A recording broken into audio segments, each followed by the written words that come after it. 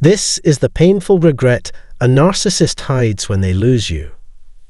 Everyone in today's video into the complex realm of narcissism, we look into a fascinating aspect that envelops their psyche, the regret that they feel the most deeply. However, what might possibly be the mysterious origin of this profound sense of regret? The regret is one that goes beyond the mundane and is deeply buried in the core of what it is to be connected to another person. The narcissist is not concerned about the wrongs they have committed in the past or the suffering they may have caused you. This heartfelt sadness is not about such things. It also has nothing to do with the tests that they put you through. It is a much more self-serving mourning, one that revolves around the loss of control and access to what can only be characterized as grade A supply, the ideal, tailor-made source for a narcissistic individual. Instead, it is a sorrow from a narcissistic individual's perspective. Creating a personalized teddy bear at a Build-A-Bear workshop is a good analogy for the process that narcissists would use to create their supply if they had the ability to do so.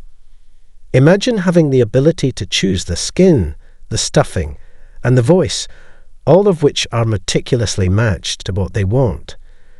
This analogy may appear to be strange, yet it does an uncanny job of capturing the spirit of the situation. Despite the fact that it is sometimes unacknowledged, the fundamental human urge to be valued and significant is something that many people feel.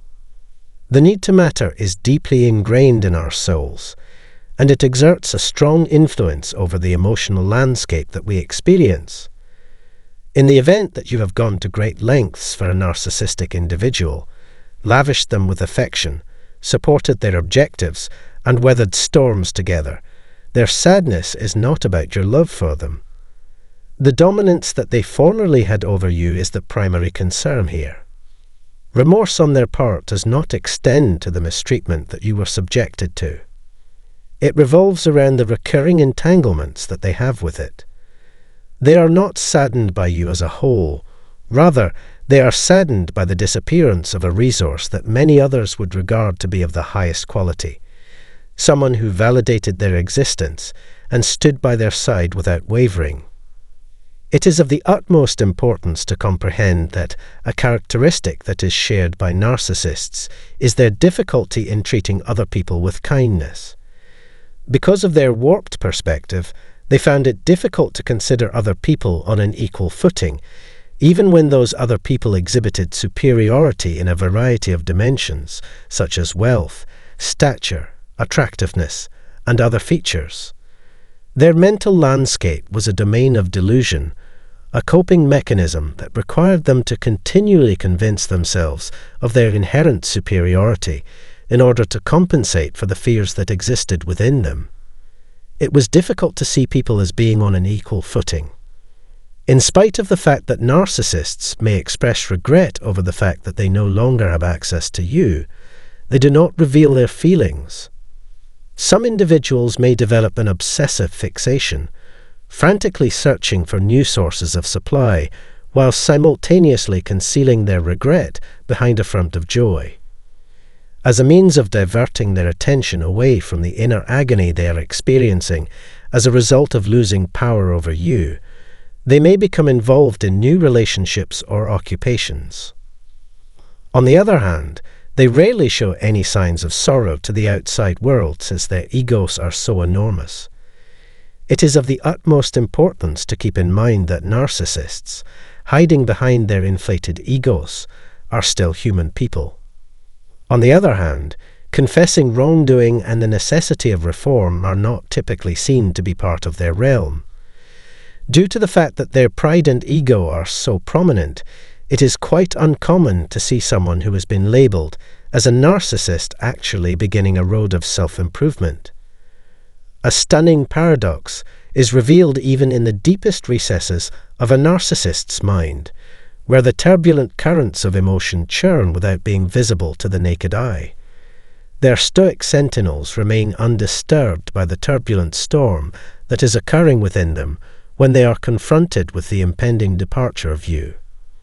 They continue to rely on the appearance of unwavering composure as their reliable ally, because in their society, the display of emotion, even the tiniest fracture in the facade, is equivalent to admitting that one is vulnerable. In a paradoxical turn of events, they acknowledge the power of feelings and sensitivity, and they consider these characteristics to be indicators of inner fortitude. There is a subtle awareness that floats on the periphery of their consciousness, and it is tantalizingly out of reach. Nevertheless, this is where the mystery lies. The narcissist, having given up what could have been their most prized possession, finds it difficult to describe the whirlwind of feelings that are raging inside of them. There is a possibility that you are the illuminating light that previously shed light on their existence. Nevertheless, this reality continues to be obscured, hidden by the several layers of pride and the fixed structure of their ego. Do narcissists ever look back on the relationships they'd left behind? This is a question that you might be wondering about. To everyone's surprise, they do. In the caverns of their minds, like haunting spectres, they find themselves thinking about former lovers whom they have harmed. The admittance of such sentiments, on the other hand, continues to be a boundary that people are unwilling to cross. As they struggle to come to terms with the possibilities of what could have been, it is a matter of pride and ego for them. When interacting with narcissists or toxic people, it is essential to have a firm grasp on the following idea. Their lamentations will only surface when they have truly lost you, and not just the ghost of your absence.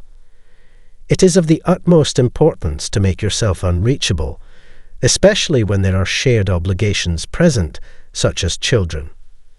It is possible that they still have a tether, but losing your presence is something they must do.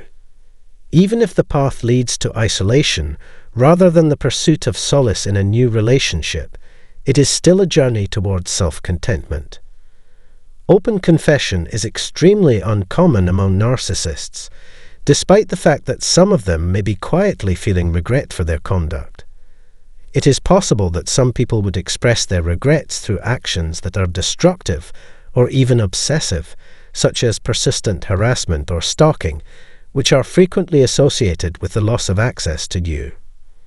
On the other hand, it is of the utmost importance to acknowledge that genuine regret does not manifest itself until contact is lost and the individual is confronted with the complete repercussions of their conduct.